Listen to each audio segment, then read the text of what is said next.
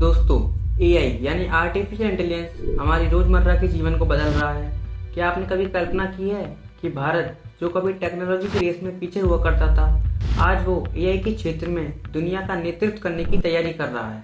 आज मैं आपको भारत सरकार की एआई से जुड़ी योजनाओं और मिशन के बारे में बताऊंगा, जो कि न केवल हमारे देश को तकनीकी रूप से मजबूत बनाएंगी, बल्कि लाखों नौकरियां और सामाजिक सुधार लेकर आएंगी। एआई का बढ़ता प्रभाव और भारत की तैयारी।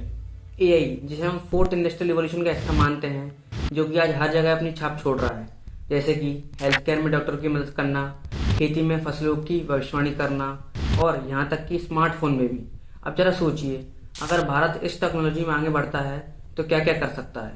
इसके लिए सरकार ने एआई इमर्जिंग टेक्नोलॉजीज ग्रुप बनाया है, जो कि यह इंश्योर करता है कि 5G, blockchain, augmented reality, artificial intelligence, robotics and machine learning जैसी कटिंग एज टेक्नोलॉजी का उपयोग बड़े पैमाने पर किया जा सके।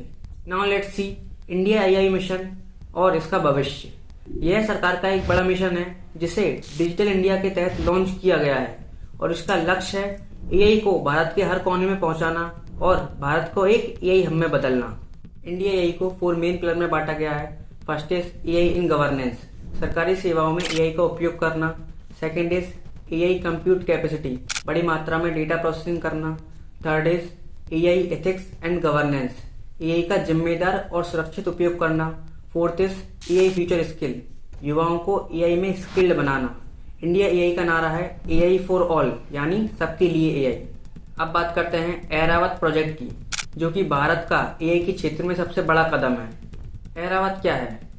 ऐरावत एक सुपर कंप्यूटर है, जिसे 200 पेटाफ्लॉप्स एआई मशीन से बनाया गया है। But what is petaflops? तो पेटाफ्लॉप्स एक यूनिट होती है जिसे कंप्यूटर के टास्क करने की स्पीड को नापा जा सकता है और इसे हम 790 पेटाफ्लॉप्स तक बढ़ा सकते हैं। लेकिन ये करेगा क्या? स्टार्टअप्स, रिसर्च लैब और यूनिवर्सिटीज को एक प्लेटफॉर्म देगा, जिसकी वजह से बड़े पैमाने पर डेटा प्रोसेसिंग हो सकेगी।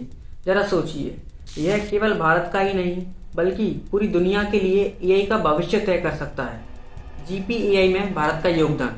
क्या आप जानते हैं, भारत 2020 में global partnership on artificial intelligence का हिस्सा बना। लेकिन ये करेगा क्या? जीपीएआई एक इंटरनेशनल ग्रुप है, जो कि इंश्योर करता है कि एआई हम इंसानों के अधिकारों और आर्थिक विकास के लिए उपयोग किया जाए। भारत की भूमिका। 2023 में भारत इसका इनकमिंग चेयर बना और 2024 में भारत इसका चेयर लीडर बना। लेकिन इससे क्या होगा? भारत को एआई के वैश्विक नियम बनाने में एक बड़ी भूमिका मिलेगी और स्टार्टअप्स और कंपनियों को ग्लोबल पार्टनर्स के साथ काम करने का मौका मिलेगा। सरकार सिर्फ एआई के विकास पर ही ध्यान नहीं दे रही, बल्कि यह भी इंश्योर कर रही है कि यह टेक्नोलॉजी सुरक्षित और नैतिक हो। एआई को सही तरीके से इस्तेमाल करना जरूरी है। सरकार ने इसके लिए कुछ नियम बनाए हैं, जिससे डेटा की गोपनीयता बनी रहे और भेदभाव या बायस को कम किया जा सके। एआई के लिए स्किल टैलेंट तैयार करना भी एक बड़ा कदम है, जिसमें युवाओं को एआई डेवलपमेंट के बारे में सिखाया जाएगा। कुछ कोर्स या फिर ट्रेनिंग प्रोग्राम शुरू किए गए हैं, जिसमें लाखों नौकरियां पैदा होंगी। अब सवाल उठता है, एआई का असल में क्या उपयोग होगा? एआई का उपयोग करप्शन को कम करने में, पब्लिक सर्विसेज को तेज करने में और ट्रांसपेरेंसी को बढ़ाने में किया जाएगा। एआई से बीमारियों का जल्दी पता लगाया जा सकता है और किसान फसलों की स्थिति और मौसम की स्थिति जान सकते हैं। यहाँ तक कि इंडिया एआई मिशन के तहत हमें रिस्क कैपिटल दिया जा रहा है, जो कि एआई की नई टेक्नोलॉजी बना सकते हैं। हर बड़ी टेक्नोलॉजी के साथ चुनौतियां भी आती हैं, जैसे कि एआई का गलत इस्तेमाल, डेटा सुरक्षा और ग्रामीण क्षेत्रों में एआई को पहुंचाना। लेकिन इन चुनौतियों से निपटने के लिए इंडिया एआई मिशन ने कुछ मजबूत कदम उठाए हैं। भारत का सपना है टेक्नोलॉजी में आत्मनिर्भर बनना और एआई को सामाजिक सुधार का एक माध्यम बनाना। दोस्तों, यह सिर्फ शुरुआत है। एआई भारत को न केवल एक टेक्नोलॉजी पावर हाउस बनाएगा, बल्कि यह भी इंश्योर करेगा कि इससे हमारी सामाजिक समस्याएं भी हल हों।